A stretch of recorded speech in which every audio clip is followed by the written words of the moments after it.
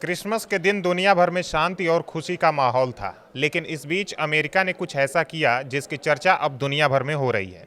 नमस्कार, मैं ओमकार पांडे और स्वागत है आपका न्यूज़ 18 राजस्थान के डिजिटल प्लेटफॉर्म पे।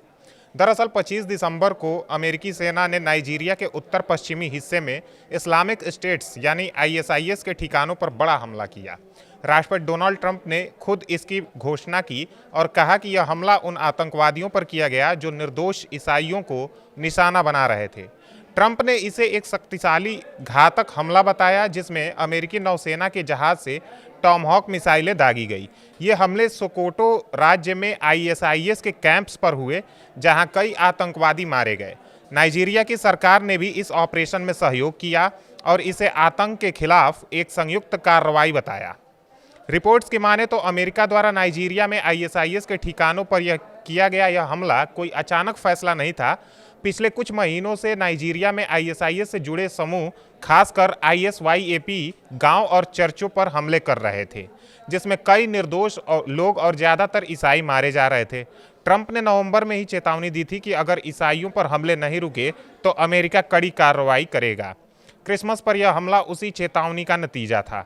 अमेरिकी रक्षा विभाग ने कहा कि यह हमला नाइजीरिया सरकार के अनुरोध पर किया गया और इसका मकसद आतंकवादियों को खत्म करना था। शुरुआती रिपोर्ट्स में कई आईएसआईएस लड़ाकों के मारे जाने की खबर है और आगे भी ऐसे हमले हो सकते हैं अगर हमले जारी रहे। इससे पहले दिसंबर में ही अमेरिका ने सीरिया में भी आईएसआईएस के खिलाफ बड़ा अभियान चलाया था। 13 दिसंबर को पालमीरा में आईएसआईएस के हमले में 2 अमेरिकी सैनिक और 1 अनुवादक मारे गए थे। जवाब में 19 दिसंबर को ऑपरेशन हॉक आई स्ट्राइक के तहत सीरिया के कई इलाकों में 70 से ज़्यादा ठिकानों पर हमले किए गए। अमेरिकी लड़ाकू विमान, हेलीकॉप्टर और तोपों से 100 से ज़्यादा गोले दागे गए। जॉर्डन की सेना ने भी इसमें मदद की। इन हमलों में आईएसआईएस के हथियारों के गोदाम, बुनियादी ढांचे और लड़ाके भी निशाना बने। ट्रंप ने कहा था कि सीरिया में आईएसआईएस को पूरी तरह खत्म करने के लिए यह जरूरी था और सीरिया की नई सरकार भी इसका समर्थन कर रही है।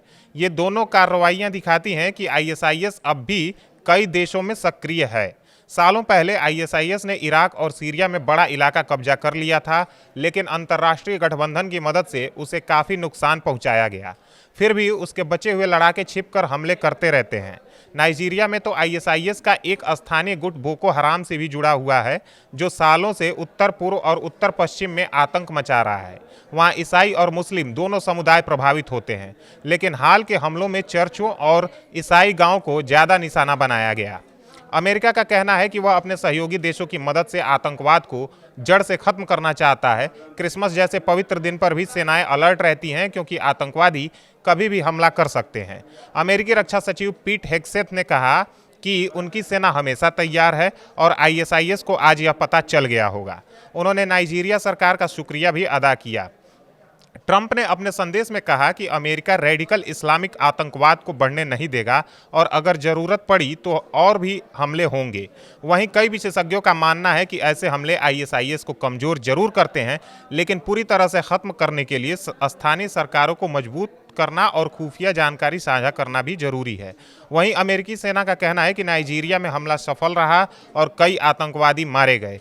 सीरिया के हमले के बाद आईएसआईएस की गतिविधियां कम हुई हैं और उम्मीद है कि ये कार्रवाइयां क्षेत्र में शांति लाने में मदद करेंगी।